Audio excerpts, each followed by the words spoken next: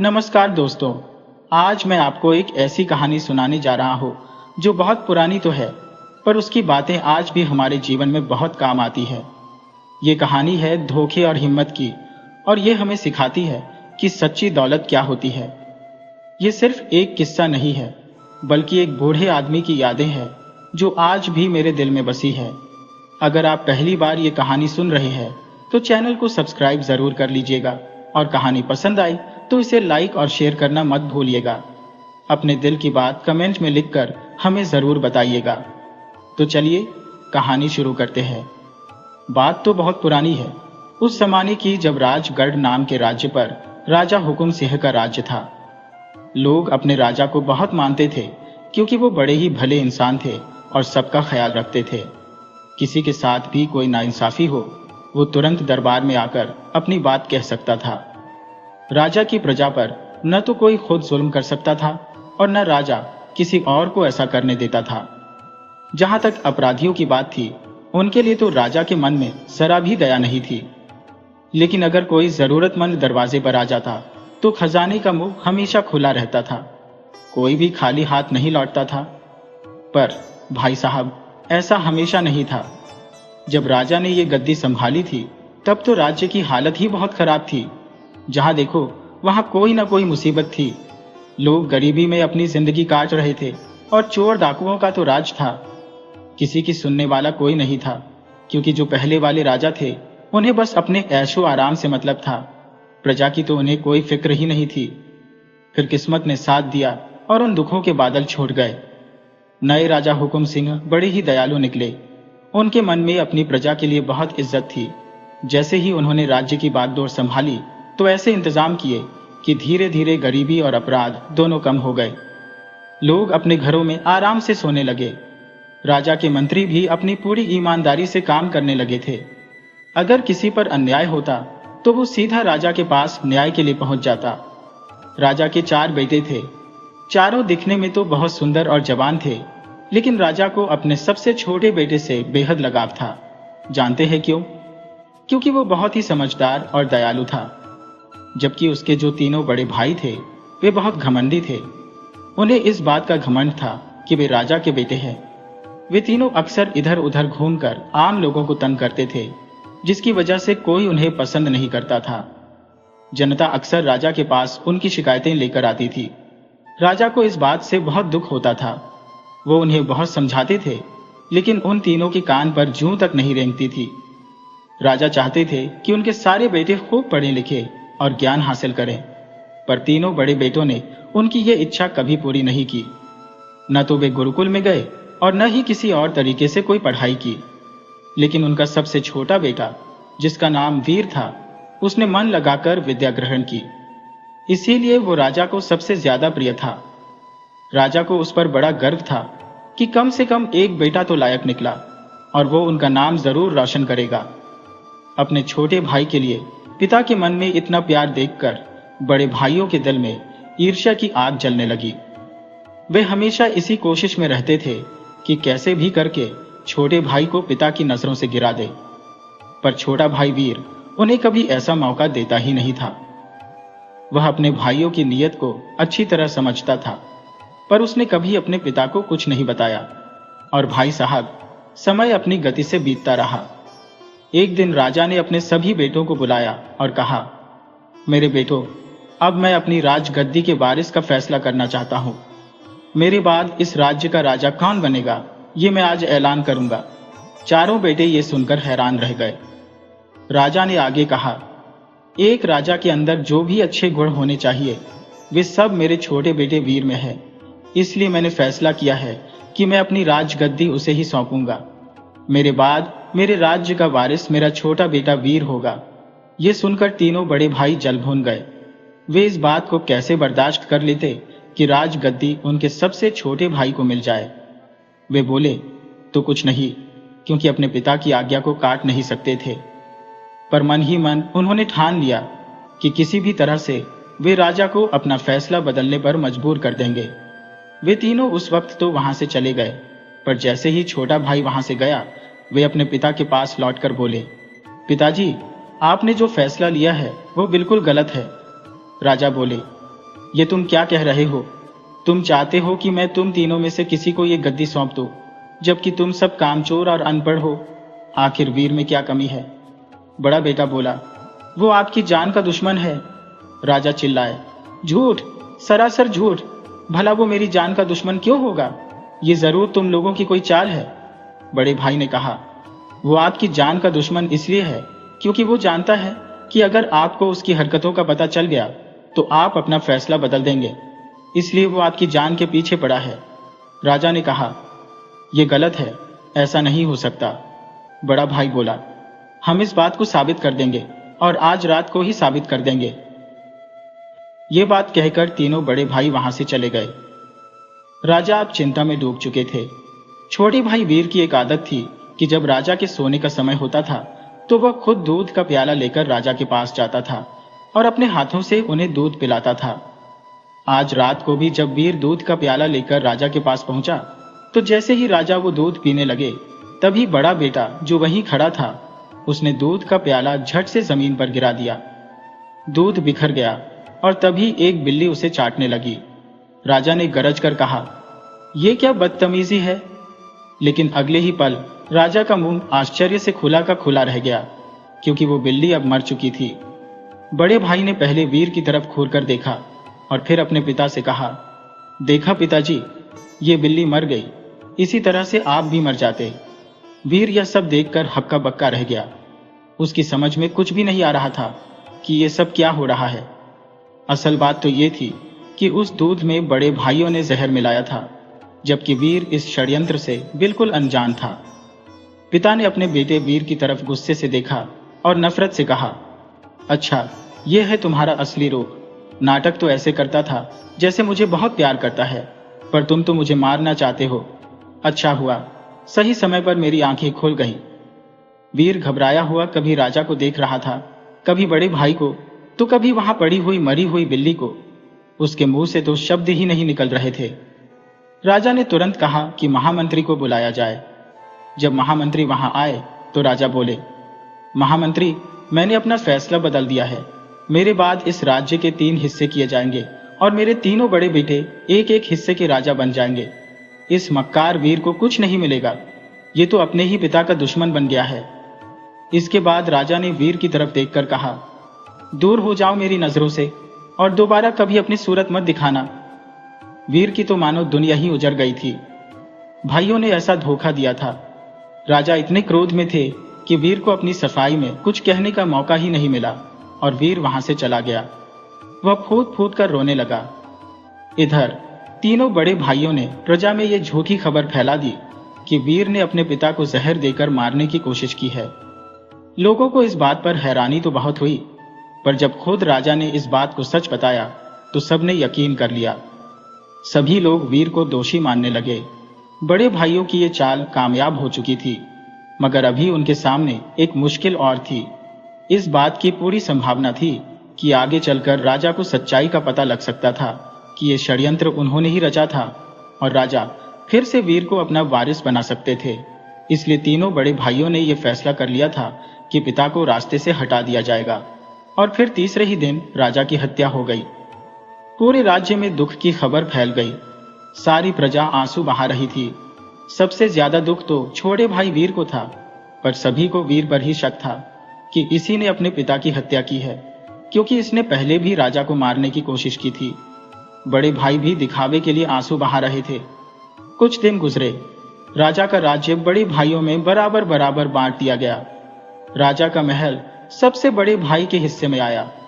राजा की मौत होते ही राज्य के हालात पहले जैसे नहीं रहे, बल्कि एक बार फिर से गरीबी और भी ज्यादा फैलने लगी। इसका कारण ये था कि बड़े भाई अपने राज्य की भलाई छोड़कर अपने ऐशो आराम में डूब गए थे। वे तीनों बड़े ही लालची थे और राजा के खजाने में जितना भी धन था वो उन्होंने अपनी अय्याशी पर लुटा दिया था। राज्य की जनता के लिए महल के दरवाजे अब बंद हो चुके थे। उधर छोटे भाई वीर को महल में एक छोटी सी कोठरी में बंद कर दिया गया। वो दिन रात वहीं पड़ा रहता और अपने दुर्भाग्य पर आंसू बहाता। वो सोचता कि कुछ दिन पहले तक वो एक राजकुमार था, अपने पिता का सबसे दुलारा और प्यारा था, और आज वो अपने भाइयों के यहाँ पर एक नौकर बनकर पड़ा है। उसे घोड़ों की देखभाल करने का काम दिया गया था। उसे पेट भर खाना भी बड़ी मुश्किल से ही मिलता था और भाइयों की डांट अलग से सुननी पड़ती थी। कई बार उसके मन में आता कि वो ये राज्य छोड़कर कहीं भाग जाए, पर फिर वो सोचता कि भागकर जाने से समस्या का हल नहीं होगा। वह दुख सहकर भी सारे काम करता रहा और अस्तबल में घोड़ों की देखभाल करता रहा। एक रात जब वीर अस्तबल से वापस आ रहा था तो उसने अपने भाइयों की जोर जोर से हंसने की आवाज सुनी। वो छिपकर उनकी बातें सुनने लगा। बड़ा भाई कह रहा था कि पड़ोस के राजा की 4 बेटियां हैं और चारों की चारों बहुत ही सुंदर है। हम तीनों उनमें से 3 बहनों से शादी करने वाले हैं, लेकिन मुश्किल ये है कि वो राजा अपनी चारों बेटियों की शादी एक साथ करना चाहता है और उसकी सबसे छोटी बेटी ने ये शर्त रखी है कि जो भी लोग उससे शादी करना चाहते हैं वे सभी एक जगह पर इकट्ठे हो जाए और फिर वो अपने पालतू तोते को उड़ाएगी। वो तोता जिस भी आदमी के सिर पर बैठ जाएगा उसी के साथ छोटी राजकुमारी का विवाह होगा। ये सब परसों ही होने वाला है। हम तीनों को कल सुबह ही वहां के लिए निकलना होगा ताकि परसों तक वहां पहुंच जाए। परसों शाम को शादियां हो जाएगी। सभी भाई बहुत खुश हुए और अगले दिन सूरज उगने से पहले ही वे तीनों अपने अपने घोड़ों पर सवार होकर उस राज्य के लिए चल दिए। छोटा भाई वीर अब महल में अकेला ही रह गया था। उसने सोचा कि उसे भी जाना चाहिए। हालांकि उसके जालिम भाइयों ने उसे धमकी दी थी कि अगर उसने महल से बाहर कदम रखा तो उसकी खैर नहीं, पर उसने सोचा कि जो भी होगा देखा जाएगा और वह भी एक घोड़े पर सवार होकर निकल पड़ा। रास्ते में चलते चलते एक घना जंगल था। जंगल से गुजरते हुए उसने देखा कि सामने से एक साधु महाराज आ रहे थे। वीर ने घोड़े से उतरकर उन्हें प्रणाम किया। साधु महाराज ने कहा, बेटा, मैं इस जंगल में रास्ता भटक गया हूं और बहुत भूखा हूं। यहाँ पर न तो कोई फल का पेड़ है और न ही पीने का पानी। क्या तुम मेरी कुछ मदद कर सकते हो? वीर ने अपने पास रखी हुई 3 रोटियां और पानी की सुराही उस साधु को दे दी जो उसने महल से चलते समय अपने पास रखी थी। उसे साधु पर दया आ गई। साधु ने रोटियां खाई, पानी पिया और फिर वो बहुत ही खुश हुए। इसके बाद वीर ने उस साधु को अपनी सारी आपबीती सुना दी। साधु ने कहा, बेटा, तुम एक सच्चे इंसान हो। तुमने मुझे अपना खाना दिया, अब मैं भी तुम्हें कुछ देना चाहता हूं। यह कहकर साधु ने एक अंगूठी वीर को दे दी और कहा कि तुम इसे पहन लो। इसे पहनने के बाद तुम अपनी कोई भी 3 इच्छाएं पूरी कर सकते हो। बस यूं समझ लो कि तुम्हारी खिलाई हुई 3 रोटियों के बदले में यह तुम्हारा इनाम है।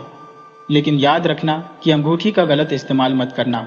तुम्हारी 3 इच्छाएं पूरी हो जाने के बाद यह अंगूठी अपने आप गायब हो जाएगी और मेरे पास वापस आ जाएगी। इतना कहकर साधु आगे चल दिए। वीर ने वो अंगूठी पहन ली और साधु महाराज को प्रणाम करके वहां से आगे बढ़ गया। जब वह पड़ोसी राज्य में पहुंचा तो वहां के राजा के पास जाने से पहले उसने सोचा कि मेरे भाई वहां पर पहले से ही होंगे और वे मुझे पहचान न सके, इसलिए मुझे अपना भेष बदल लेना चाहिए। वीर ने तुरंत एक गरीब आदमी का भेष बनाया और फिर उस जगह पर पहुंच गया जहां पर छोटी राजकुमारी से विवाह करने के लिए लोग इकट्ठे हुए थे। छोटी राजकुमारी महल से बाहर आई। वो इतनी सुंदर थी कि उसकी सुंदरता देखकर सब लोग हैरान रह गए। राजकुमारी के साथ उसका पालतू तोता भी था। राजकुमारी ने अपना तोता उड़ाया। तोता लोगों की भीड़ के ऊपर मंडराने लगा। लोग उसे अपनी तरफ खींचने के लिए पुकारने लगे। तभी इस भीड़ में गरीब आदमी के भेष में वीर खड़ा था।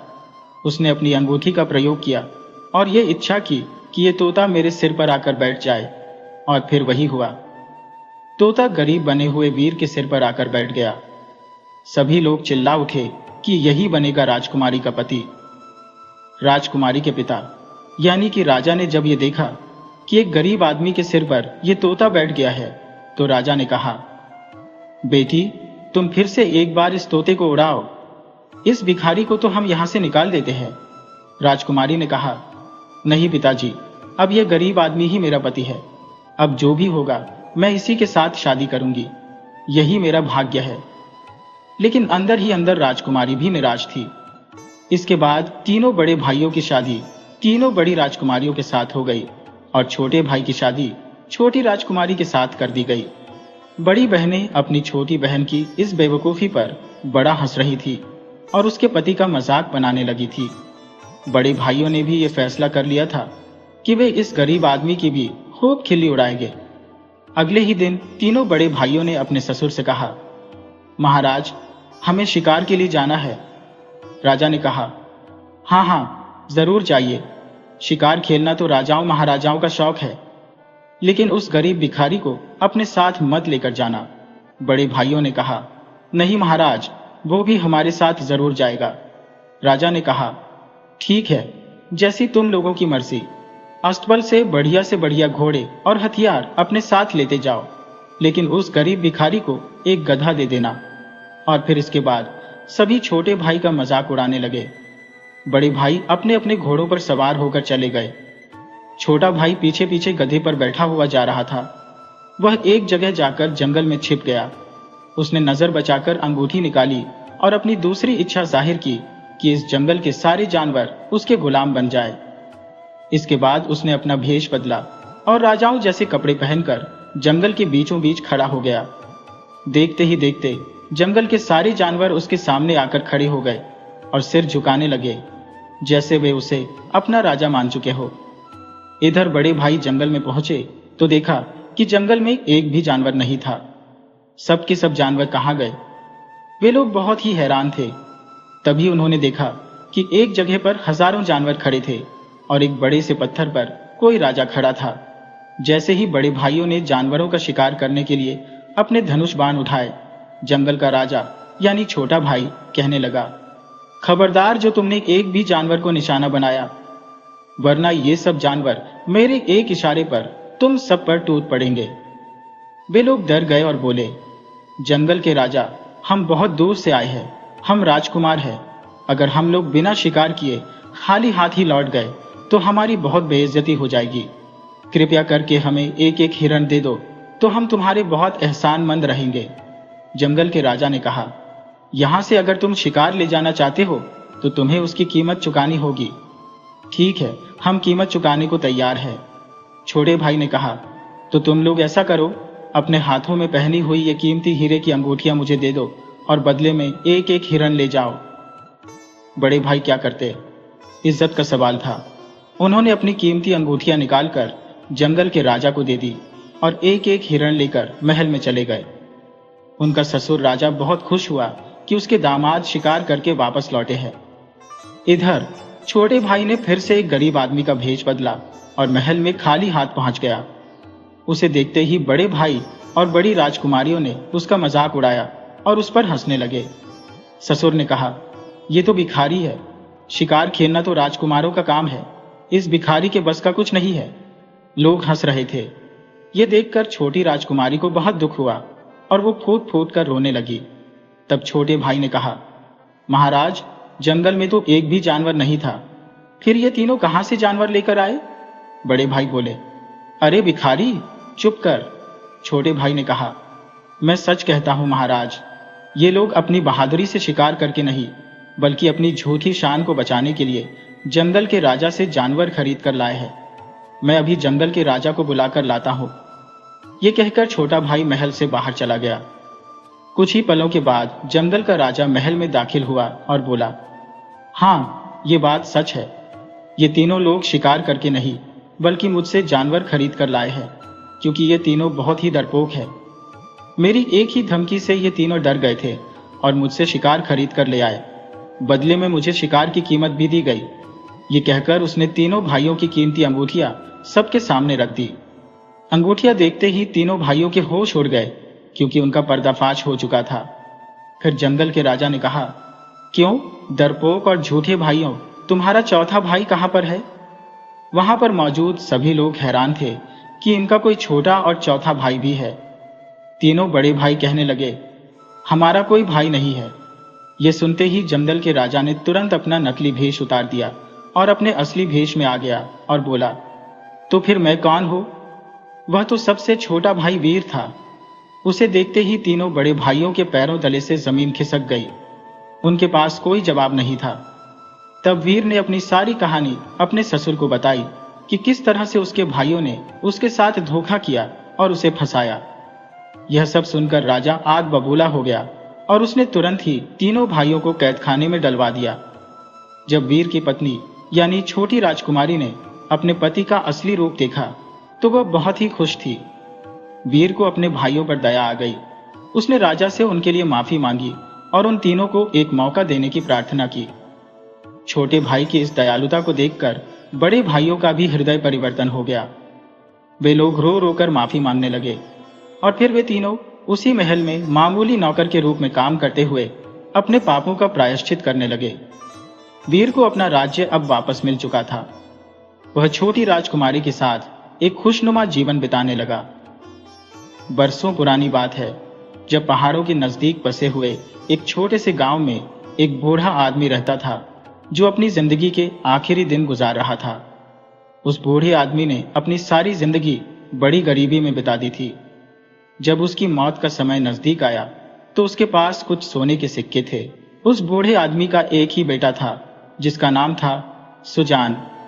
उसने अपने बेटे को अपने पास बुलाया और अपनी आखिरी वसीयत कहने लगा, बेटा, मैं तुम्हारे लिए कोई बहुत ज्यादा दौलत तो छोड़कर नहीं जा रहा हूं।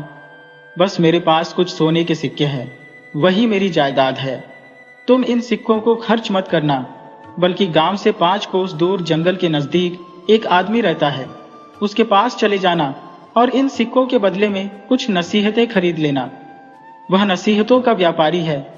वो जो भी नसीहत तुम्हें देगा तुम हमेशा उस पर चलना। सुजान ने अपने पिता की बात को बहुत ध्यान से सुना और कहा, हाँ पिताजी, जैसा आपने कहा मैं बिल्कुल वैसा ही करूंगा। और फिर कुछ दिनों के बाद वो बूढ़ा पिता इस दुनिया से चला गया। पिता के गुजर जाने के बाद सुजान कुछ दिन तक बहुत दुखी रहा। फिर जब उसका दुख कुछ हल्का हुआ तो वो सोचने लगा कि उसे अपने पिता की आखिरी इच्छा के अनुसार काम करना चाहिए। उसने अपने पिता के पुराने संदूक में से 3 सोने के सिक्के निकाले और उस नसीहतों के व्यापारी के पास चल दिया। वो आदमी जंगल में एक झोपड़ी के बाहर बैठा हुआ था। उस बूढ़े आदमी के चेहरे पर कई सालों का अनुभव साफ दिखाई दे रहा था। सुजान उससे कहने लगा, मेरे पास कुछ सोने के सिक्के हैं। अगर तुम मुझे कोई नसीहत दोगे तो मैं उसके बदले में तुम्हें सोने का सिक्का दूंगा। उस बुजुर्ग ने सुजान से एक सिक्का लिया और उससे कहने लगा, जब सर्दियों का मौसम हो और आसमान में काले बादल छाए हुए हो तो तुम कभी भी घर से बाहर मत निकलना, चाहे तुम्हें कितना भी फायदा क्यों न मिल रहा हो। इतनी बात कहने के बाद वो बूढ़ा आदमी चुप हो गया। सुजान अपने आप से कहने लगा, एक सिक्के के बदले में इस बुजुर्ग ने मुझे बस इतनी सी नसीहत दी, ये तो बड़ी आम बात है। वह फिर सोचने लगा, अब मैं इसे एक और सिक्का दूंगा और उसके बदले में एक और नसीहत मांगता हो। शायद इस बार ये कोई काम की नसीहत मुझे दे दे। वो बुजुर्ग से कहने लगा, बाबा जी, मुझे कोई और अच्छी सी नसीहत दीजिए। ये कहकर उसने एक सोने का सिक्का निकाला और उस बूढ़े आदमी के हाथ पर रख दिया। सिक्का लेकर वह बुजुर्ग कहने लगा, तुम जब भी कभी कोई तोता, बकरी या कुत्ते को बिकते हुए देखो तो फौरन, चाहे कितनी भी कीमत हो, उनको खरीद लेना और उनका अच्छी तरह से ख्याल रखना। फिर वह बुजुर्ग आदमी तीसरी नसीहत करने लगा। बोला, चाहे कुछ भी हो जाए, कभी किसी को अपना राज मत बताना। किसी भी अनजान औरत को अपने घर में दाखिल मत होने देना। उसके साथ कभी हमदर्दी जताने की कोशिश न करना, चाहे वो कितनी भी खूबसूरत क्यों ना हो। बुजुर्ग ने अपनी ये नसीहत की। इसके बाद वह बिल्कुल चुप हो गया और सुजान ने एक सोने का सिक्का उसके हवाले कर दिया। अब सुजान के पास कुछ भी नहीं था, इसलिए वो वहां से उठा और अपने घर की तरफ चला गया। यूं ही समय गुजरता रहा। एक दिन सुजान अपने दोस्तों के साथ मिलकर व्यापार करने के लिए दूसरे शहर में जाने का फैसला करता है।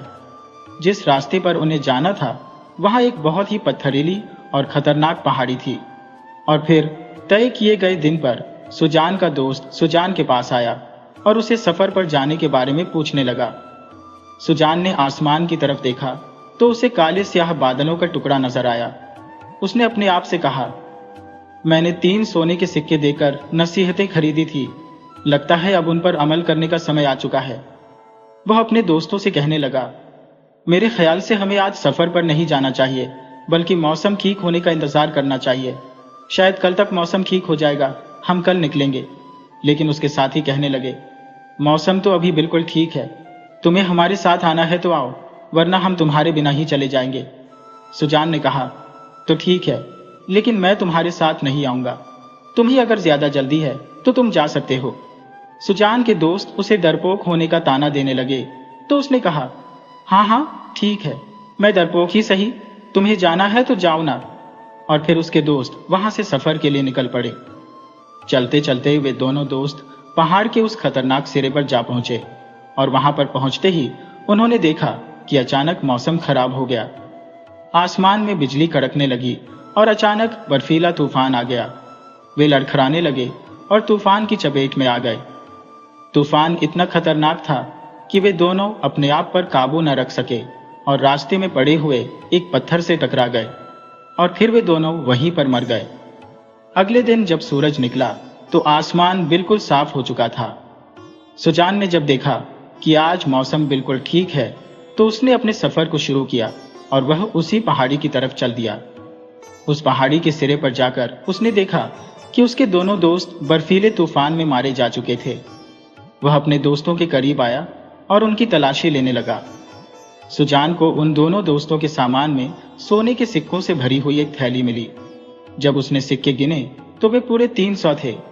उसने अपने दोस्तों की वो रकम संभाली और फिर कुछ लकड़ियां इकट्ठी करके दोनों दोस्तों की लाशों का अंतिम संस्कार कर दिया और वह अपने आगे के सफर पर रवाना हो गया। चलते चलते सुजान सोच रहा था कि उस बूढ़े बाबा की दी हुई पहली नसीहत बिल्कुल सच साबित हुई और उसके काम भी आ गई। अगर उसने अपने बूढ़े पिता की बात न मानी होती और उस नसीहत बेचने वाले के पास न गया होता तो शायद आज वह भी तूफान की चपेट में आ जाता और अपनी जान से हाथ धो बैठता। लेकिन न सिर्फ वह अपनी मंजिल पर बिल्कुल सुरक्षित पहुंच गया था, बल्कि उसके हाथ में अब 300 सोने की अशर्फियां भी थी, जिसकी कीमत उस बूढ़े को दी हुई 3 अशर्फियों से 100 गुना ज्यादा थी। जब वह दूसरे शहर में पहुंचा तो बहुत ही खुश था। बाजार में पहुंचकर उसने व्यापार के लिए कुछ सामान खरीदना चाहा, लेकिन उसे कुछ समझ में न आया। उसने रात एक सराय में बिताई और फिर अगले दिन वो फिर से बाजार से गुजरा कि तभी उसने देखा कि एक व्यापारी वहां पर बैठा हुआ है, जिसके पास एक तोता, एक बकरी और एक कुत्ता है और वो उन्हें बेच रहा था। सुजान ने जब ये नजारा देखा तो उसे फौरन उस बूढ़ी की दूसरी नसीहत याद आ गई। वह उस व्यापारी के पास गया और कहने लगा, भाई, मैं तीनों जानवरों को खरीदना चाहता हूं, इनकी क्या कीमत है? वो व्यापारी एक अजनबी आदमी को देखकर कहने लगा, मैं इन तीनों को 300 अशर्फियों में बेचूंगा।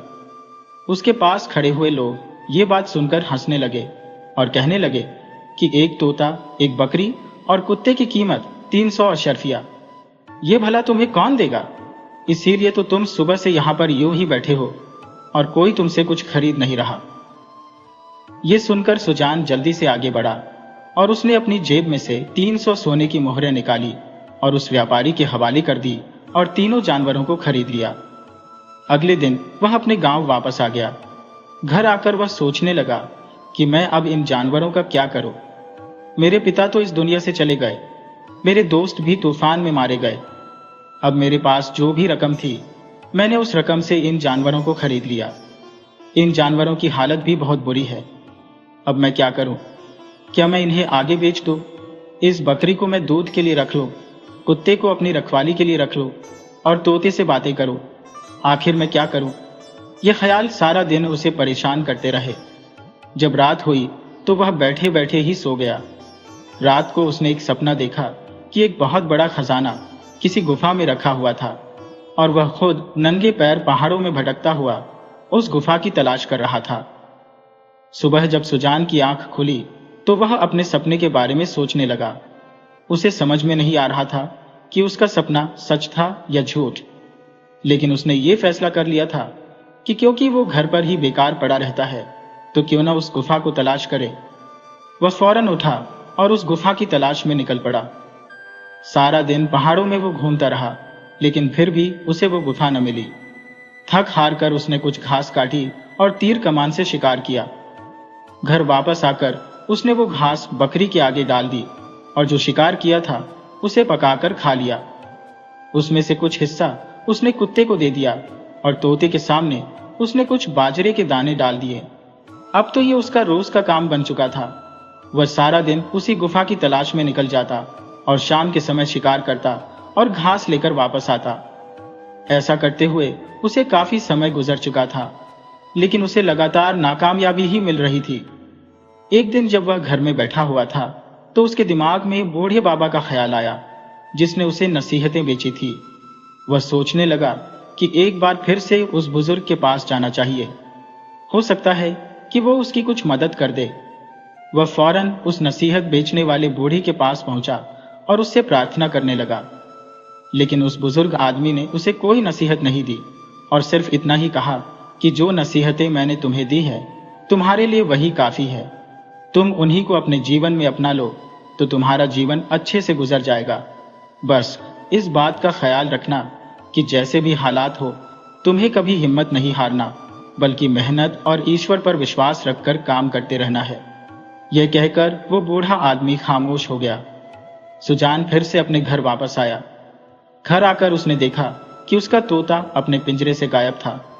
वह वहां से उड़ चुका था, जबकि बकरी ने उसे वहां से उड़ते हुए देख लिया था और वह उसके पीछे पीछे दौड़ने लगी थी। वो दोनों वहां से बहुत दूर निकल चुके थे। सुजान परेशान हो गया क्योंकि रात का समय हो चुका था, इसलिए उसने ये फैसला किया कि वह सुबह ही उनकी तलाश में निकलेगा। वह सारी रात यही सोचता रहा कि मेरे इस सपने ने मुझे कोई फायदा नहीं पहुंचाया और इसकी वजह से मैं बेवजह ही भटकता रहा, लेकिन कोई खजाना भी मेरे हाथ ना आया, जबकि मेरा तोता और मेरी बकरी भी मेरे हाथ से चले गए। जब सुबह हुई तो सुजान ने अपने कुत्ते को साथ लिया और तोते और बकरी की तलाश में वह निकल पड़ा। सुजान ने देखा कि उसका कुत्ता बड़ा ही होशियार था। जिस रास्ते से बकरी गई थी, वह उस रास्ते को सूंघता हुआ जंगल की तरफ जा रहा था। सुजान उसके पीछे पीछे चल रहा था। कुत्ता चलते चलते जंगल के एक अजीबोगरीब रास्ते पर जा निकला और वो रास्ता एक गुफा पर जाकर खत्म हुआ। सुजान ने जब उस गुफा को देखा तो वह हैरान और परेशान हो गया, क्योंकि यह वही गुफा थी जिसे वह अपने सपनों में देखा करता था। जब वह गुफा के अंदर दाखिल हुआ तो कुछ आगे जाकर उसने देखा कि अंदर न सिर्फ तोता और बकरी मौजूद थे, बल्कि वहां पर एक इंसान का कंकाल भी पड़ा हुआ था, जिसके पास एक पुराना सा संदूक रखा था। सुजान ने जब वो संदूक खोला तो उसका दिल धक से रह गया। वो संदूक खजाने से भरा हुआ था। यूं मालूम होता था जैसे वो आदमी इस तोते का मालिक हो, और असल बात भी यही थी कि ये तोता उस आदमी का ही था जो इस कंकाल की शक्ल में वहां पर पड़ा हुआ था। असल में वो एक लुटेरा था और अपना सारा लूट का माल अपने साथी से छुपाकर और चुराकर कहीं ले जा रहा था, जबकि उसके साथी ने पहले से ही उसे खाने में जहर दे दिया था और वह लुटेरा इस गुफा तक पहुंचते पहुंचते दम तोड़ गया था, क्योंकि ये तोता उसका पालतू था और यही उसी के साथ था, इसलिए तोते को खजाने के बारे में पता था।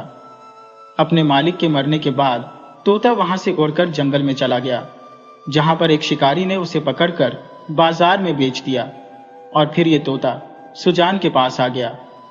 लेकिन जब उस तोते को मौका मिला तो वह वापस उड़ता हुआ अपने पुराने मालिक के पास आया, जो कि अब मरकर कंकाल में बदल चुका था। सुजान ने उस संदूक को और अपने जानवरों को लिया और अपने घर वापस आ गया। उसने इस खजाने के बारे में किसी को कुछ नहीं बताया था। थोड़े दिनों के बाद उसके हालात बदलने लगे और उसने खजाने का थोड़ा सा हिस्सा निकालकर अपने लिए एक दूसरा बड़ा सा घर बना लिया। वो अपने पुराने मकान को छोड़ चुका था। अब इस दुनिया में वह बिल्कुल अकेला ही था। न तो उसके पिता थे, न ही उसके दोस्त, और ये जानवर ही बस उसकी जिंदगी का हिस्सा थे। इसीलिए सुजान ने यह फैसला किया कि अब उसे शादी कर लेनी चाहिए। सुजान एक लड़की को पसंद करता था। उसने अपने कुछ जानने वालों से बात की और फिर रिश्ता तय करके उस लड़की से शादी कर ली। इसके बाद सुजान अपना जीवन बड़ी हंसी खुशी से गुजारने लगा। सुजान अपनी दोनों नसीहतों पर अमल कर चुका था, लेकिन तीसरी नसीहत का इम्तिहान अभी बाकी था। इत्तेफाक की बात है कि इस गांव में एक दिन एक मक्कार बुढ़िया आई, जो कि बहुत ही चालाक थी और वह एक बहुत ही बड़े ठगबाज गिरोह की सरदार थी।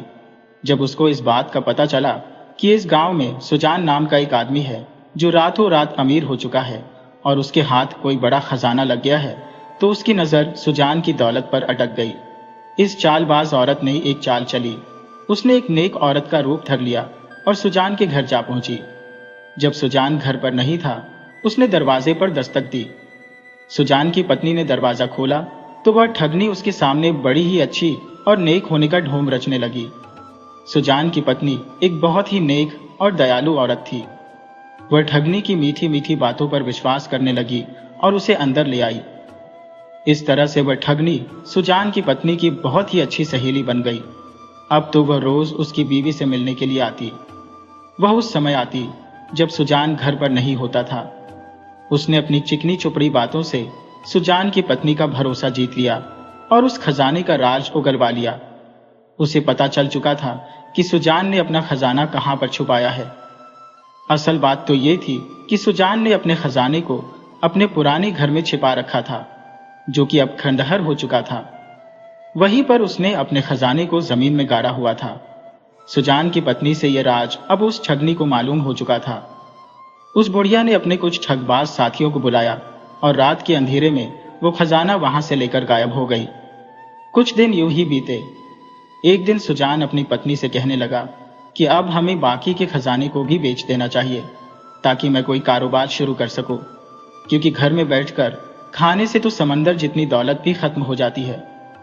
जब वो अपनी पत्नी को लेकर अपने पुराने घर में पहुंचा जहां पर उसने खजाना छुपाया था, तो वहां पहुंचकर उसके पैरों तले से जमीन खिसक गई, क्योंकि खजाने से भरा हुआ संदूक वहां से गायब था। उसने पूरा घर खोद डाला, लेकिन कहीं भी उसे संदूक नहीं मिला। आखिर वो उसे मिलता भी कैसे, क्योंकि वो ठग बुढ़िया अपने साथियों के साथ पहले ही गायब कर चुकी थी। आखिर परेशान होकर सुजान ने गुस्से में आकर अपनी पत्नी से पूछा, क्या कोई औरत हमारे घर पर आई थी? तो उसकी पत्नी ने डरते डरते सारी बात सुजान को बता दी। सुजान को फौरन उस बूढ़े की नसीहत याद आ गई कि कभी किसी चलती फिरती औरत को अपने घर में दाखिल मत करना। सुजान को एहसास हुआ कि उसने उस नसीहत बेचने वाले की इस आखिरी नसीहत पर अमल नहीं किया था। अगर उसने अपनी पत्नी को इस नसीहत के बारे में बताया होता तो आज उसे अपने खजाने से हाथ न धोना पड़ता। वह अपना सिर पकड़कर बैठ गया। फिर अचानक उसे याद आया कि जब आखिरी बार वह उस बूढ़े बाबा के पास गया था तो उन्होंने कहा था कि कभी हिम्मत न हारना। जब भी तुम्हारे हाथ से दौलत चली जाए तो तुम पछतावा न करना, बल्कि हिम्मत और सब्र से काम लेना। तुम्हारे पास दौलत हो या ना हो, अपनी मेहनत को जारी रखना। उसे आज इस बात का एहसास हुआ कि उसके बूढ़े पिता ने उसे नसीहत बेचने वाले के पास क्यों भेजा था। इस जीवन में दौलत से ज्यादा कहीं जरूरी बूढ़े बुजुर्गों की नसीहतें होती हैं। खजाने का संदूक गुम हो जाने के बावजूद भी सुजान इस बात को समझ चुका था कि इंसान की असली ताकत उसकी हिम्मत, मेहनत और बड़े बुजुर्गों की नसीहतों पर अमल करना है। उसने फैसला कर लिया कि वह अब खूब मेहनत करेगा, दोबारा से अपनी जिंदगी को शुरू करेगा। वह अक्सर उस कमरे में आकर बैठ जाता जहां पर उसने कुत्ता, बकरी और तोते को रखा हुआ था।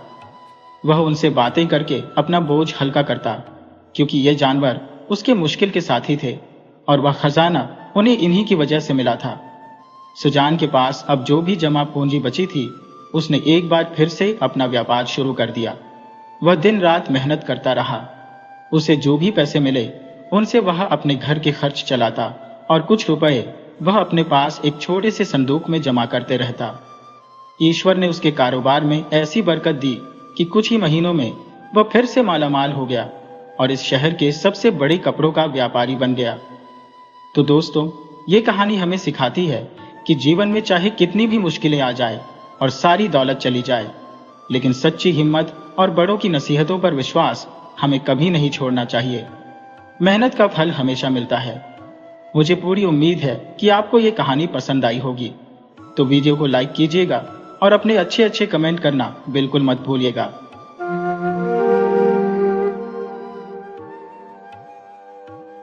आज जो कहानी मैं आपको सुनाने वाला हूं वो दो जुड़वा भाइयों धर्मवीर और कर्मवीर की है। ये कहानी हमें बताती है कि कैसे माँ बाप के जाने के बाद उन पर मुसीबतों का पहाड़ टूट पड़ता है, कैसे दोनों भाई बिछड़ जाते हैं और फिर कैसे उनकी बहादुरी और एक दूसरे के लिए प्यार उन्हें फिर से मिला देता है।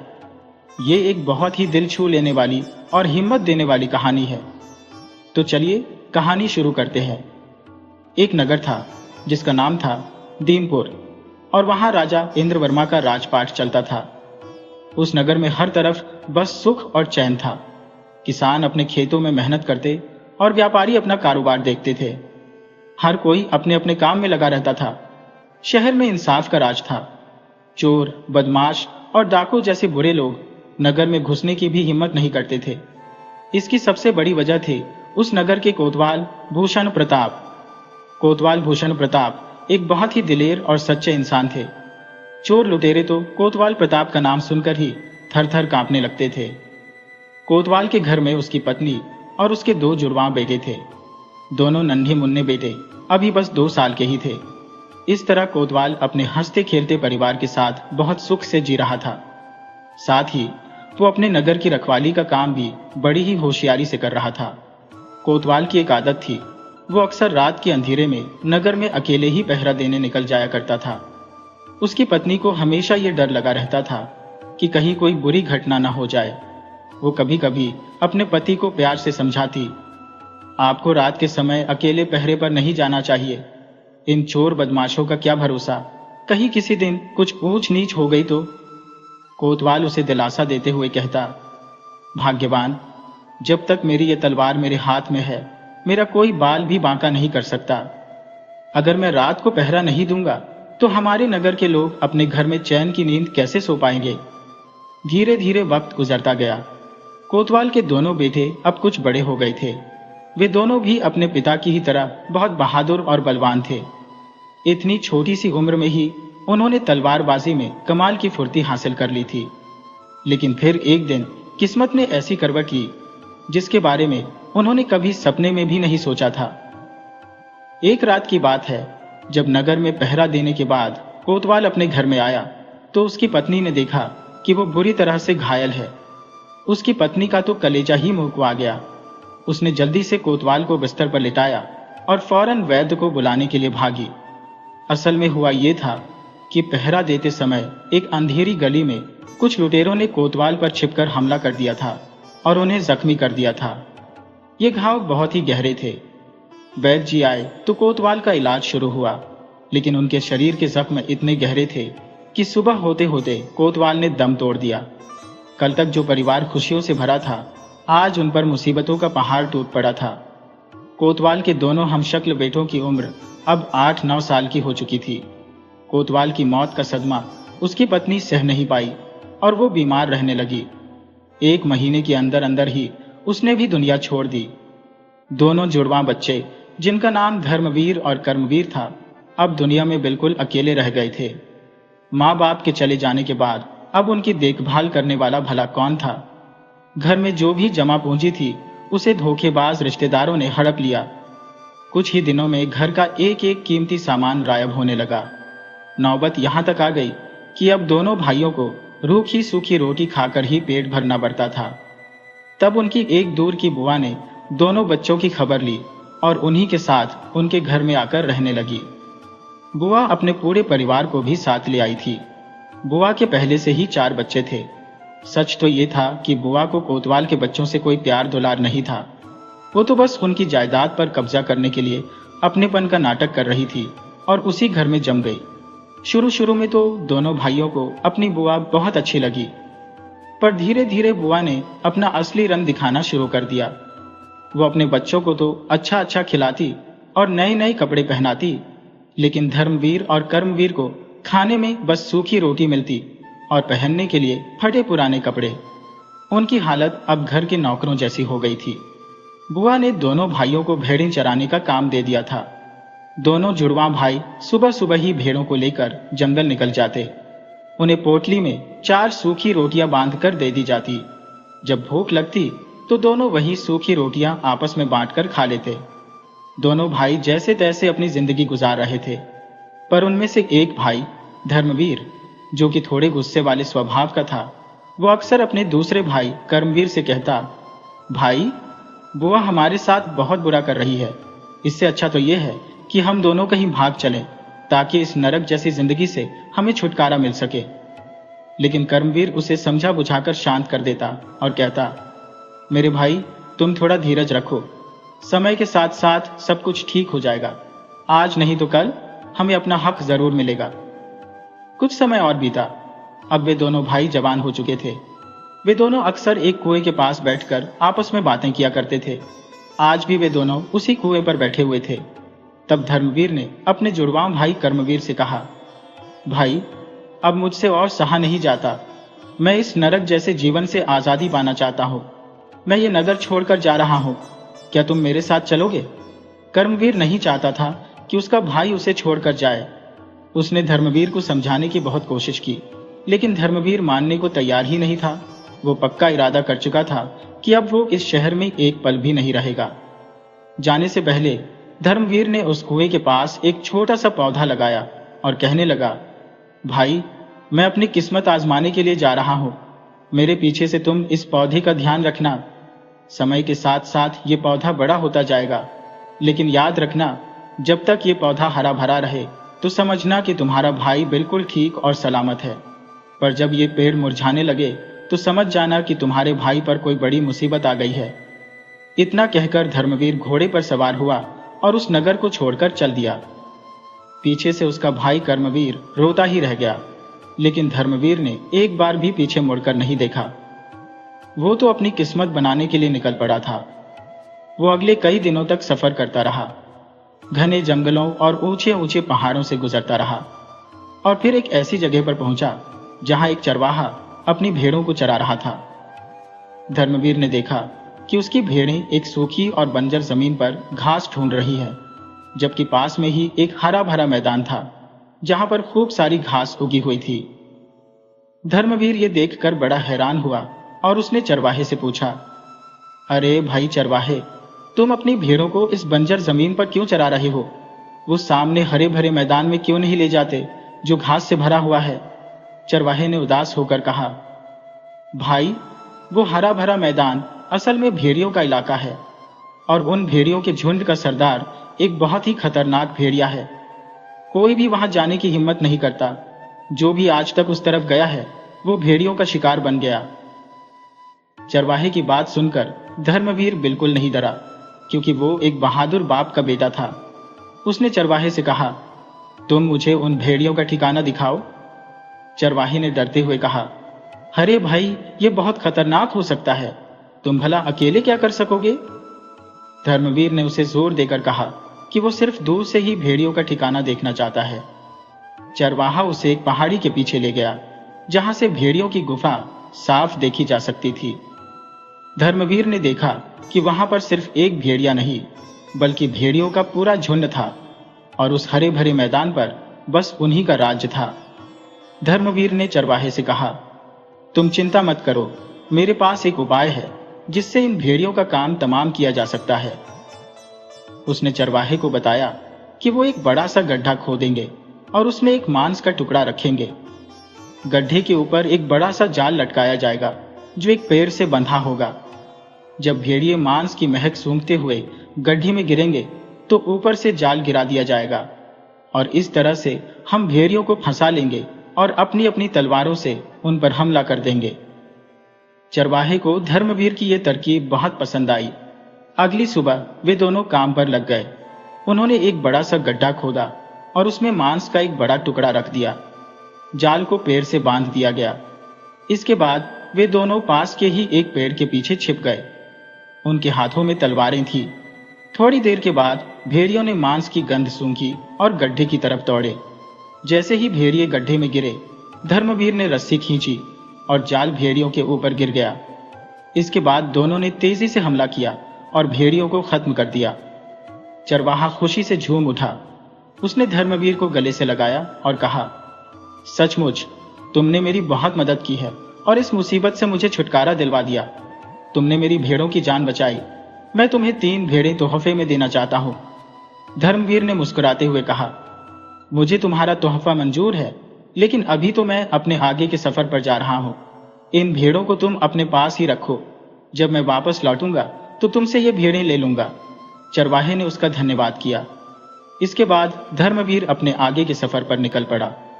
उसके दिल में एक अजीब सी खुशी थी कि उसने किसी की मदद की है। कई दिनों के सफर के बाद धर्मवीर एक गांव में पहुंचा।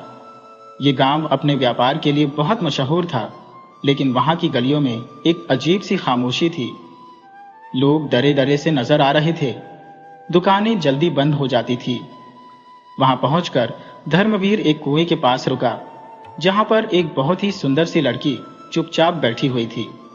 उसके हाथ में एक मिट्टी का घड़ा था। धर्मवीर ने उस लड़की से पूछा, तुम इतनी उदास क्यों हो, और इस गांव में आखिर ऐसी कौन सी मुसीबत आ गई है जो सभी लोग डरे सहमे से लगते हैं। उस लड़की ने धर्मवीर की तरफ देखा और कहने लगी, दरअसल बात यह है मुसाफिर कि हमारे गांव पर डाकुओं का डर छाया हुआ है। वो डाकू जिसका नाम रुस्तम है, वो बहुत ही बेरहम और ताकतवर है। वो हर हफ्ते हमारे बाजार को लूटता है, दुकानदारों से उनका माल छीन लेता है। अगर कोई उसका विरोध करता है तो वो उसे जान से मार डालता है। आज शाम को वो दोबारा आने वाला है, इसीलिए लोग डरे हुए हैं। धर्मवीर का दिल ये सुनकर बहुत दुखी हुआ। उसने लड़की से कहा, ये कैसी नाइंसाफी है? क्या तुम्हारे गांव वालों ने उन डाकुओं को सबक सिखाने की कोशिश नहीं की? लड़की बोली, हमने कई बार कोशिश की, लेकिन रुस्तम और उसके साथी बहुत ताकतवर है। उनके पास तेज धार वाले हथियार है और वे लोग बहुत ही बेरहम हैं। हम लोगों के पास कोई चारा नहीं है। धर्मवीर ने सोचा कि उसे ही कुछ करना होगा। वो गांव के एक बूढ़े आदमी के पास गया, जो उस गांव के एक बहुत ही तजुर्बेकार और समझदार इंसान थे।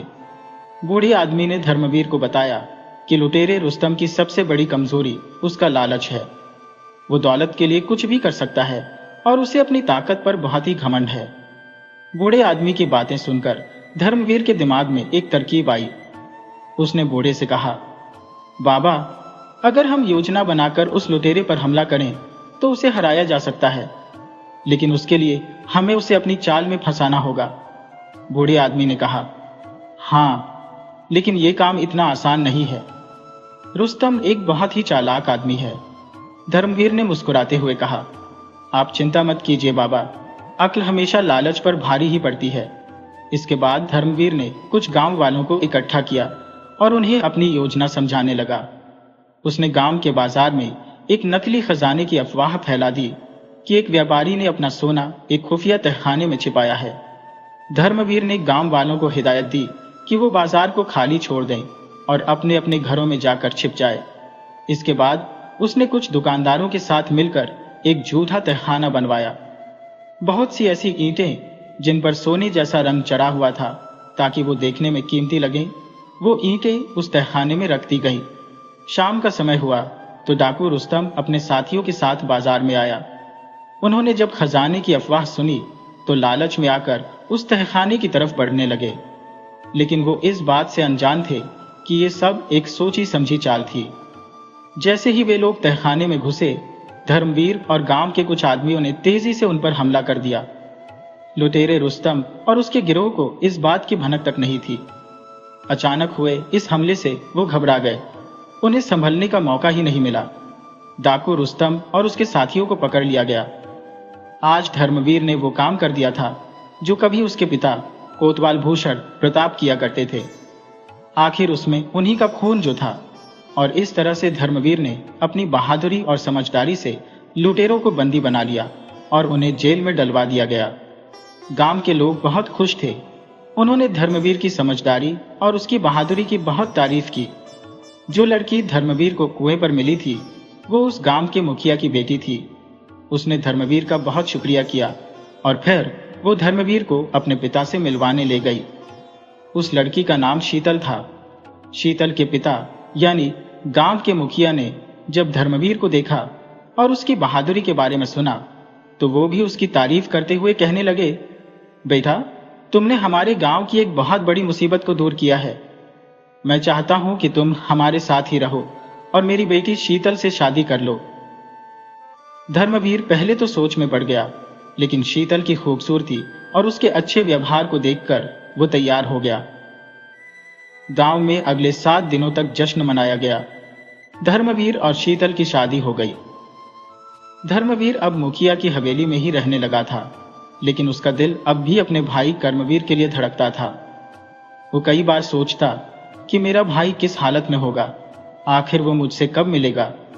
इसी तरह से कुछ दिन बीते। एक दिन धर्मवीर का मन शिकार करने का हुआ और वो जंगल की तरफ निकल गया। मुखिया ने उसे सावधान किया था कि पास के ही पहाड़ पर एक खतरनाक जादूगर रहता है, जो अपनी जादुई छड़ी से लोगों पर जादू कर देता है। धर्मवीर ने उससे वादा किया था कि वो पहाड़ के पास नहीं जाएगा, लेकिन जब वो एक शिकार का पीछा कर रहा था तो पीछा करते करते उस पहाड़ तक पहुंच गया जहां पर उस जादूगर की गुफा थी। अनजाने में धर्मवीर उस गुफा के पास पहुंच गया। जादूगर गुफा के बाहर खड़ा अपनी कोई पूजा पाठ कर रहा था। जैसे ही जादूगर ने धर्मवीर को देखा, उसने अपनी छड़ी को घुमाया और धर्मवीर की तरफ इशारा किया। उसके ऐसा करते ही धर्मवीर और उसका घोड़ा दोनों जमीन पर गिर पड़े और बेहोश हो गए। जादूगर हंसता हुआ अपनी गुफा में वापस चला गया। दूसरी तरफ उसका भाई कर्मवीर अपने गांव के कुएं के पास बैठा हुआ था। जब उसने देखा कि धर्मवीर का लगाया हुआ पेड़ अचानक मुरझाने लगा है तो उसका दिल धक से रह गया। उसे विश्वास हो गया कि धर्मवीर किसी बड़ी मुसीबत में है। कर्मवीर ने फौरन अपना घोड़ा तैयार किया और अपने भाई की तलाश में निकल पड़ा। रास्ते में कर्मवीर उस चरवाहे से मिला जिससे धर्मवीर मिला था। चरवाहे ने उसे धर्मवीर समझकर कहा, अरे मुसाफिर, तुम्हारी भेड़ों ने बच्चे दिए हैं और अब वे 3 से 12 हो चुकी हैं, उन्हें लेते जाओ। कर्मवीर ने कहा, वो मेरा भाई धर्मवीर होगा, क्या तुमने उसे देखा है? वो किस तरफ गया है? चरवाहे ने उसे बताया कि कई दिन पहले धर्मवीर यहां से गुजरा था। कर्मवीर ने अपना आगे का सफर जारी रखा और फिर वो उस गांव में जा पहुंचा जहां पर धर्मवीर ने लुटेरों को हराया था। गांव वालों ने कर्मवीर को देखा तो उसे धर्मवीर समझकर उसकी आवभगत करने लगे, लेकिन कर्मवीर ने बताया कि वो उसका भाई है।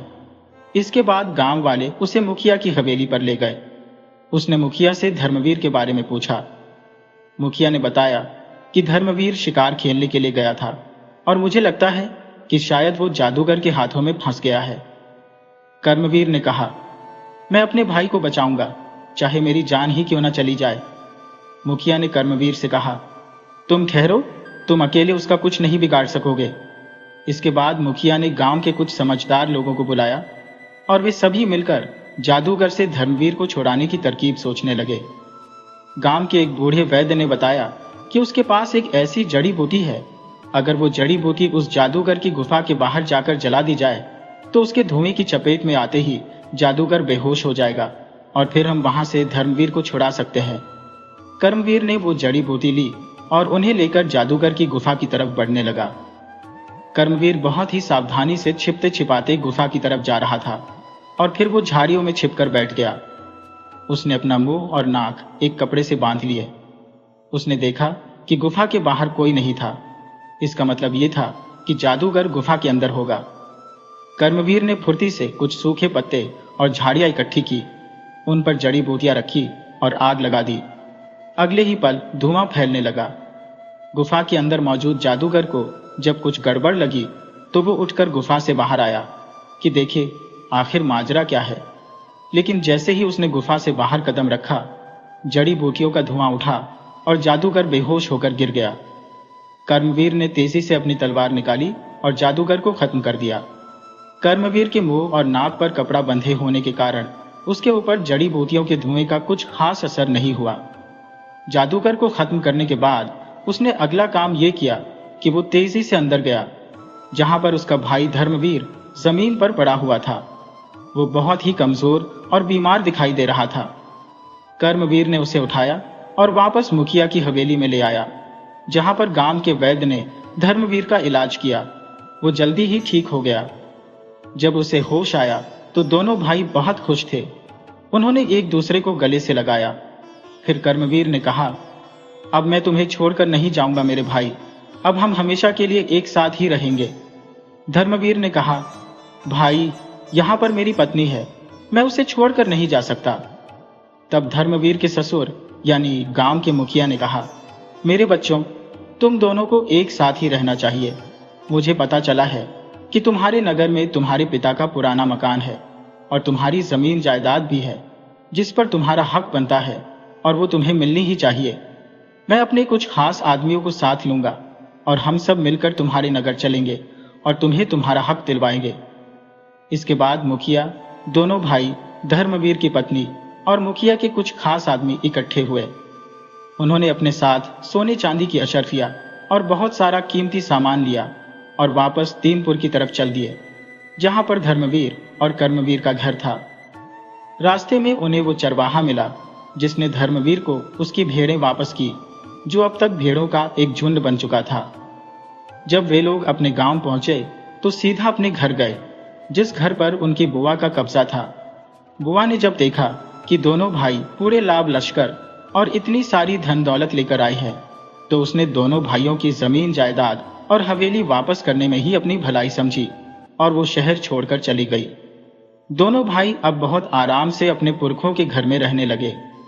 जब वहां के राजा को धर्मवीर की बहादुरी के किस्से पता चले तो उसने धर्मवीर को नगर का कोतवाल बना दिया और अब धर्मवीर अपने पिता की ही तरह कोतवाल बनकर अपने नगर की रक्षा करने लगा, जबकि उसके भाई कर्मवीर ने अपना व्यापार शुरू कर लिया और फिर दोनों भाई खुशी खुशी अपनी जिंदगी बिताने लगे।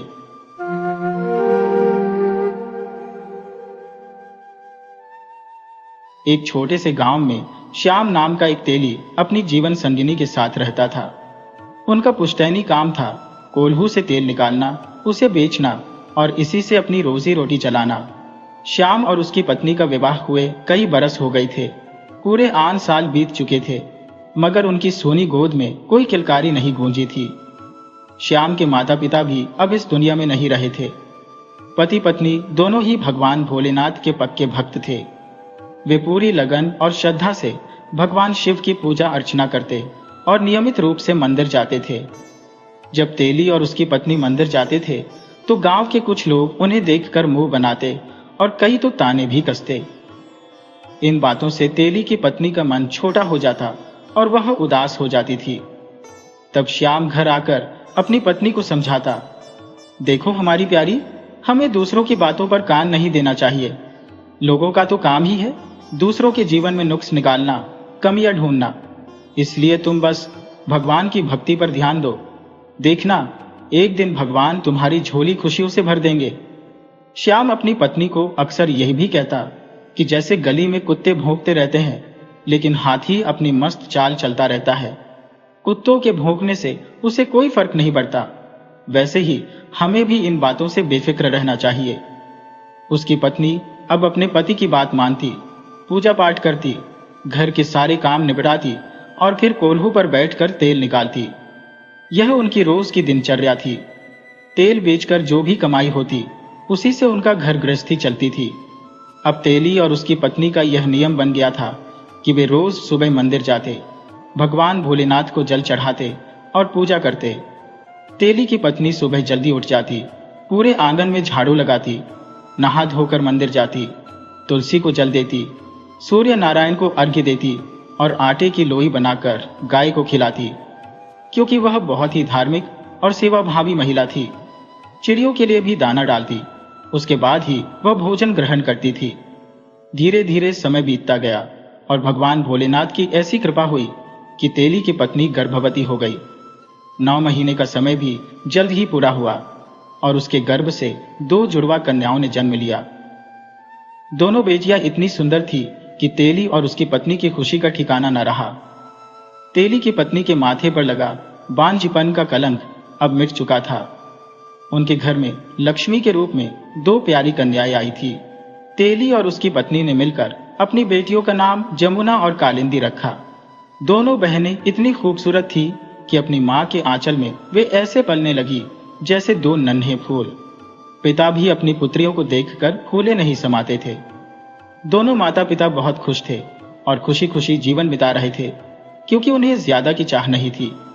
जो मिलता था उसी में वे संतोष करते थे। मगर समय हमेशा एक जैसा नहीं रहता। समय तो अपनी करवट बदलता ही है। ऐसा ही अचानक एक दिन तेली की पत्नी बीमार पड़ गई। तेली ने कई वैद्यों से उसका इलाज करवाया, पर उसकी पत्नी ने अब चारपाई पकड़ ली थी। किसी भी दवाई से उसे आराम नहीं मिल रहा था। तेली अब बहुत परेशान था, क्योंकि उसकी बेटियां अभी सिर्फ 3 साल की छोटी छोटी बच्चियां थी। तेली पर घर की सारी जिम्मेदारी आ गई थी। उसे दोनों बच्चियों को भी संभालना था और बीमार पत्नी की सेवा भी करनी थी। यह सब देखकर तेली की पत्नी मन ही मन बहुत दुखी होती कि उसके पति को कितना कष्ट उठाना पड़ रहा है। यही गम उसे अंदर ही अंदर खाने लगा और एक दिन तेली की पत्नी का स्वर्गवास हो गया। अब तेली के सामने बड़ी मुश्किल खड़ी हो गई। वो बच्चियों को संभाले या तेल निकाले। अगर वह बच्चियों को साथ लेकर कोल्हू पर बैठकर तेल निकाल भी लेता तो तेल बेचने जाए तो बच्चियों को किसके भरोसे छोड़े। अब गांव के लोग कहने लगे, भाई श्यामू, तू अपना दूसरा विवाह कर ले। श्यामू के मन में भी अब दूसरे विवाह की इच्छा जागने लगी थी, क्योंकि वह भी मन ही मन चाहता था कि उसकी दूसरी शादी हो जाए। श्यामू की उम्र भी ज्यादा नहीं थी, मुश्किल से वह 30 साल का होगा।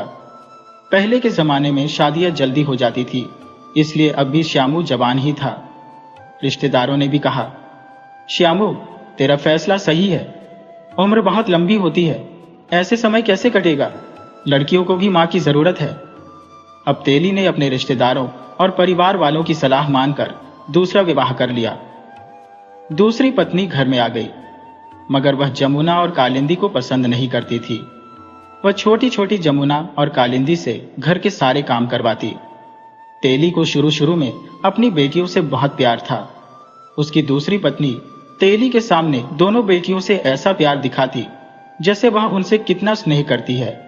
जब तेली तेल बेचने जाता तो उसकी पत्नी जमुना और कालिंदी से सारे काम करवाती।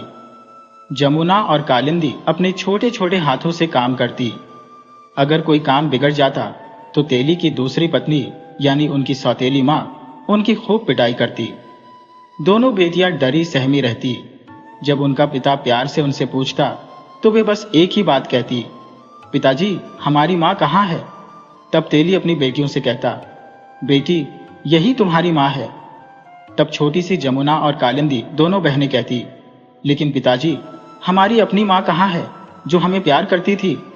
तब तेली कहता, बेटी, तुम्हारी मां भगवान के घर चली गई है, अब वह भगवान के पास है।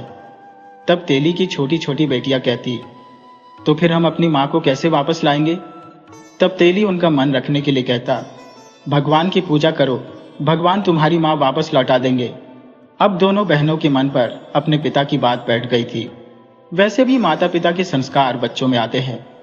कालिंदी और जमुना की मां बहुत पूजा पाठ किया करती थी, तो उनके गुण भी उनकी बेटियों में आ गए थे।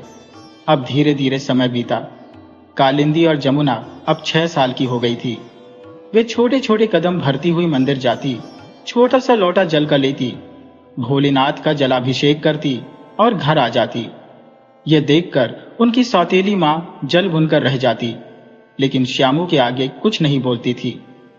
अब धीरे धीरे उसने अपने पति को अपने काबू में करना सीख लिया था, क्योंकि औरत का त्रिय चरित्र तो कोई जानता ही नहीं है। अब उसने भी यही चाल चली। वह चारपाई पर पड़ी रहती कि मेरी तबीयत खराब है, तो कालिंदी और जमुना दोनों को काम करना पड़ता, क्योंकि यह उनकी मजबूरी थी। अब श्यामू को भी यह डर बैठ गया था कि पहली पत्नी तो चली गई थी, कहीं दूसरी भी न चली जाए। अब जो श्यामू की पत्नी कहती वही श्यामू कहने लगा। धीरे धीरे श्यामू तेली का मन अपनी दोनों बेटियों से हट गया। अब तो घर में सिर्फ उसकी पत्नी का राज्य था, जैसा वह कहती वैसा ही होता। श्यामू आंखों देखी देखकर भी चुप रह जाता। उसका अपनी बेटियों से मोह भंग हो चुका था, क्योंकि उसे तो यह चिंता सताने लगी थी कि अगर पत्नी मर गई तो फिर मेरा जीवन कैसे चलेगा। अब धीरे धीरे समय बीतता गया। कालिंदी और जमुना 12 साल की हो गई थी। जब कालिंदी और जमुना 12 वर्ष की हुई तब तेली की पत्नी कहने लगी, देखो जी, अब हमारी उम्र बढ़ रही है, आप कब तक यह काम करोगे। आप कोल्हू पर बैठकर तेल निकालते हो तो दोनों बेटियों को कहो ये तेल बेचकर आया करेंगी। अब जो उनकी सौतेली मां थी वह दोनों बेटियों को एक घड़े में तेल भरकर उनके सिर पर रख देती और कहती कि दोनों बहनें जाओ और इस तेल को बेच कर आओ और सारे पैसे मुझे दो। अगर जरा सा भी तेल बच गया तो तुम्हारी खाल उधेड़ दूंगी। अब दोनों बहनें तेल बेचने जाती। जो तेल बिक जाता वह तो ठीक था, लेकिन जो बच जाता तो वे क्या करती।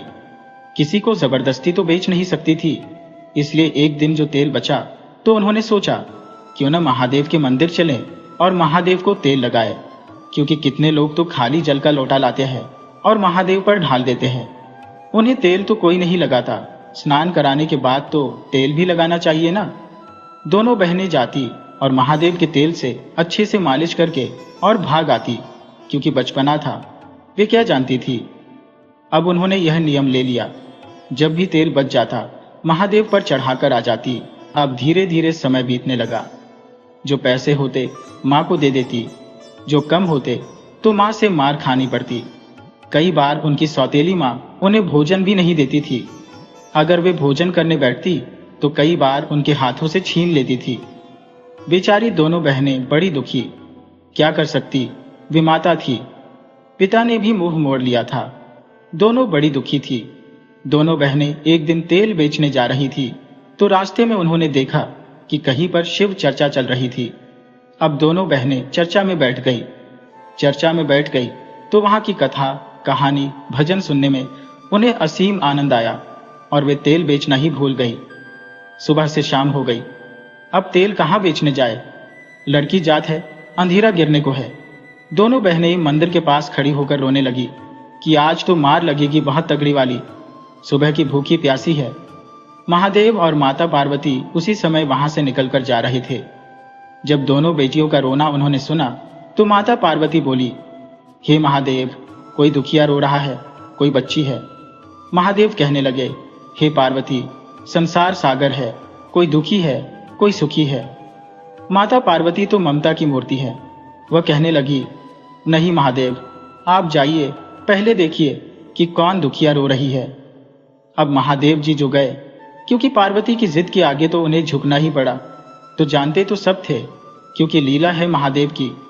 तो वह जाकर देखते हैं, दोनों बहनें रो रही है। पार्वती जी कहने लगी, महादेव इनसे पूछिए। तो दोनों कहती है कि महादेव जो एक बूढ़े बाबा का भेष बनाकर गए थे, और कहने लगी। माता पार्वती भी बुढ़िया बनकर पेड़ के नीचे खड़ी हो गई।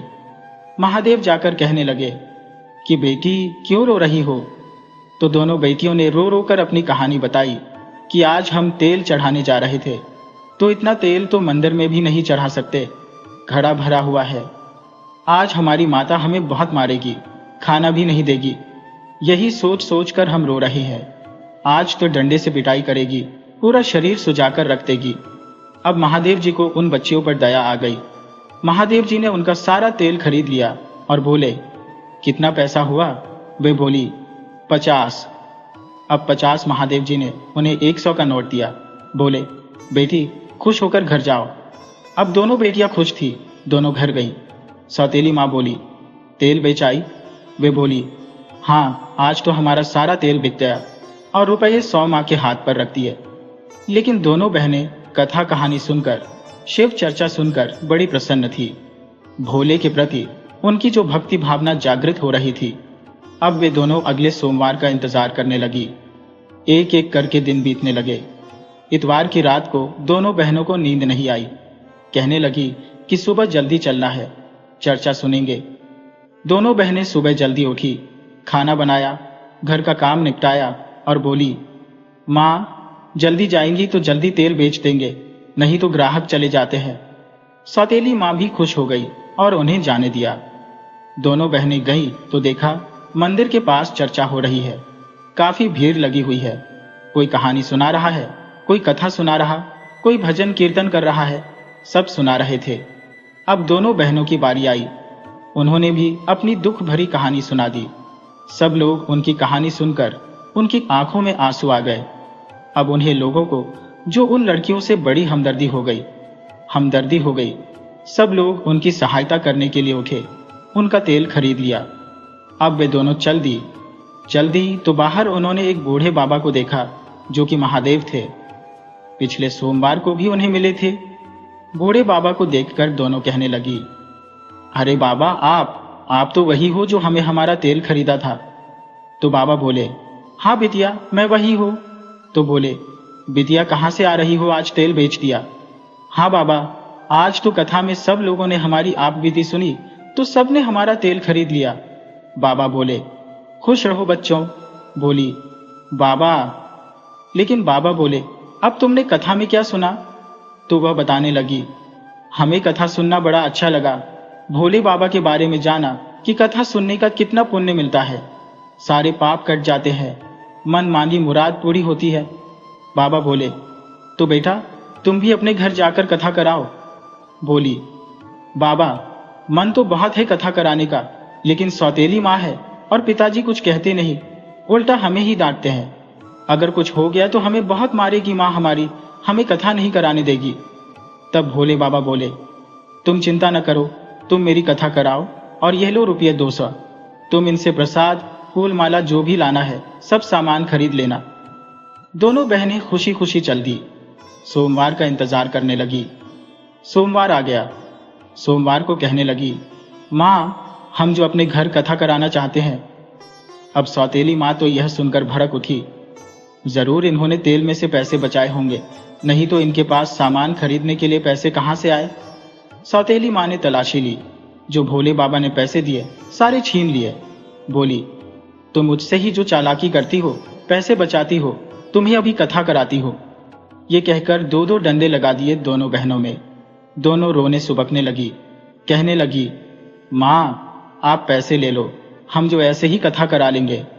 अब सौतेली माँ ने छिड़कर कहा कि जाओ, बाहर आंगन में जो करना है करो। अब दोनों बहनें खुश हो गईं। कालिंदी जो बगीचे में गई, फूल माला, फूल तोड़ने, भान धतूरा जो भी था तोड़ लाई। फल के 2 अमरूद भी तोड़ लाई, क्योंकि गांव में तो फल के पौधे होते हैं, तो तोड़ लाई। क्योंकि पैसे तो माँ ने छीन लिए, इसलिए बादाम, मिश्री, सुपारी यह चीज तो नहीं ला पाई प्रसाद के लिए। आज जो जमुना थी वह घर घर बुलावा देने चली गई कि आज हमारे यहाँ कथा है। अब दोनों बहनें कथा करने के लिए बैठ गईं। आंगन भर गया। काफी लोग आए कथा सुनने के लिए। भोले बाबा की महिमा थी। अब भोले बाबा भी एक ब्राह्मण का रूप धरकर कथा सुनाने आ गए। अब तो कालिंदी और जमुना बहुत खुश थी कि पंडित जी भी आ गए कथा सुनाने के लिए। उन्होंने कथा सुनानी आरंभ की। कथा प्रारंभ हुई। जब स्वयं भोलेनाथ कथा सुनाएंगे तो अमृत ही बरसेगा।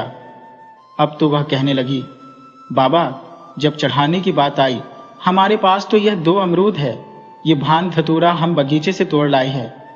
अब तो भोले बाबा बने पंडित जी कहते हैं, कोई बात नहीं बेटा, मेरा जो लालो इसमें सब फल फूल है, तुम चढ़ाओ। और परात में जैसे उन्होंने मखाने, मेवा निकालकर प्रसाद बनाया। क्या देखती है, कई मन प्रसाद हो गया। सब लोग आश्चर्य से देखने लगे। अरे, कालिंदी और जमुना ने कितनी प्रसादी चढ़ाई है। सब लोगों में भर भर कर प्रसाद बांटा गया। अब जब भोले बाबा कथा सुनाकर जाने लगे, तब दोनों बहनें कहने लगी कि पंडित जी, आप भी प्रसाद ले जाओ। और कहने लगे, भोले बाबा, हाँ हाँ, क्यों नहीं, मुझे भी प्रसाद दो। जैसे ही वो भोले बाबा के झोले में डालने लगी, तो भोले बाबा के झोले में एक महादेव की मूर्ति रखी हुई थी। दोनों बहनों ने वह मूर्ति देखी तो कहने लगी, बाबा, आपके झोले में तो भगवान भोलेनाथ की मूर्ति है। देखो कितनी लाओ, हम इसी की पूजा कर देते हैं। अब भोले बाबा थोड़े सकपका गए, क्योंकि अब तो वह कैसे मना करें। वो बोले, कुछ बहाना बनाकर, ठीक है, तुम मूर्ति को इतने प्रसाद चढ़ाओ, पूजा करो, मैं अभी आता हूं। ये कहकर भोले बाबा वहां से चले गए। अब क्या होता है कि दोनों बहनें जैसे ही भोले बाबा की पूजा करने लगी, फूल, प्रसाद, भान, धतूरा चढ़ाने लगी। लेकिन दोनों इतनी बड़ी तो थी नहीं कि ज्ञान हो जाए। अभी 16-17 साल की अलहड़ लड़कियां थी। अब दोनों ने क्या किया, कहने लगी, ले भोले बाबा, प्रसाद खाओ। अब मूर्ति कहां से प्रसाद खाएगी। दोनों बैठ गईं। जब तक आप प्रसाद नहीं खाओगे, हम भी प्रसाद नहीं खाएंगे। अब तो भोले बाबा को मूर्ति से जो प्रकट होना पड़ा, छोटे से बच्चे बन गए। बच्चे बन गए तो कह रही, तुम तो थोड़ा प्रसाद खाते हो, छोटे बच्चे हो। थोड़ा और बड़े हो गए, थोड़ा और बड़े हो गए। ऐसे करके भोले बाबा 15-16 साल के लड़के बन गए। अब तो दोनों बहनें बड़ी खुश हुई। उन्हें खूब प्रसाद खिलाया। प्रसाद खिलाया तो अब भोले बाबा, जो अपने विराट रूप में आ गए, प्रसाद खिलाती गई प्रसन्नता से और दोनों बहनों को दर्शन दिए और बोले कि वो जमुना से और कालिंदी से कि मैं तुम दोनों की सेवा भावना और तुम्हारे सच्चे हृदय से मैं बहुत प्रसन्न हूँ, जो तुमने सच्चे मन से मुझे पुकारा है। मांगो, क्या मांगना चाहती हो। दोनों बहनें कहने लगी, प्रभु, मांगना क्या है, एक बेटी को क्या चाहिए, एक माँ चाहिए। हमारी माँ हमें लौटा दो प्रभु, अपनी माँ के बिना हम बहुत ही दुख पा रहे हैं।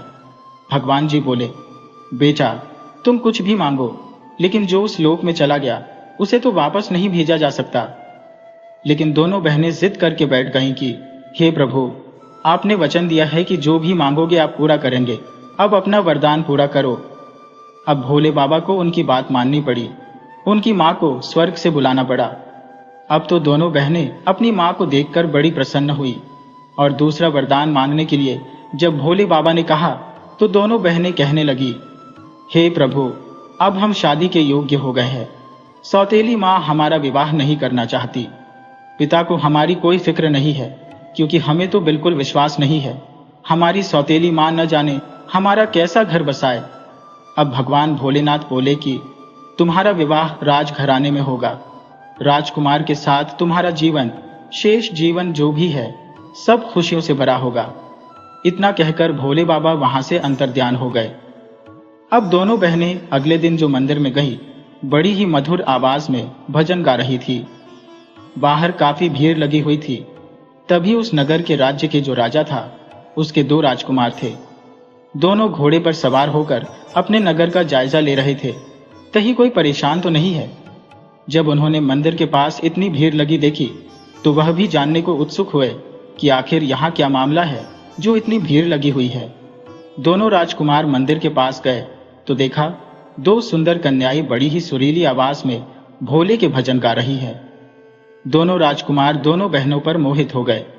अब दोनों उनका इंतजार करने लगे। भजन चर्चा समाप्त हुई।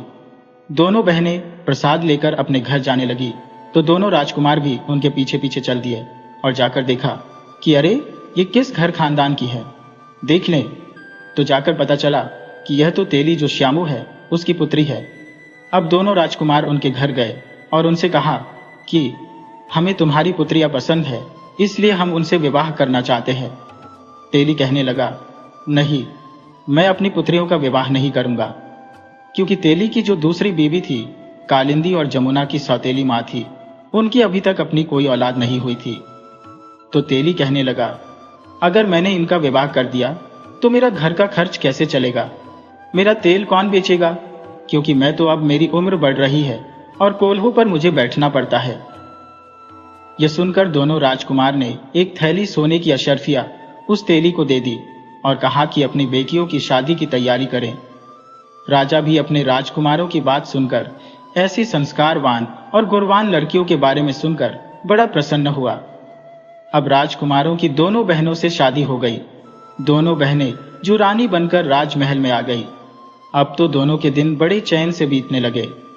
अपनी माँ को भी वह अपने साथ रखने लगी थी, क्योंकि उनकी माँ भी अब अपने पति के साथ रहना नहीं चाहती थी कि उसकी लड़कियों के साथ उसके पति ने ऐसा व्यवहार किया। अब वे उनके दिन सुख से बीतने लगे। उधर तेली और जो उसकी दूसरी पत्नी थी, उनके घर फाका पड़ने लगा।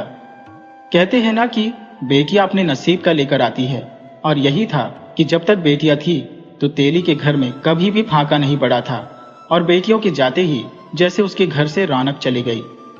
घर में फाका पड़ गया। अब दोनों भूखा मरने लगे। गली गली भीख मांगकर खाने लगे।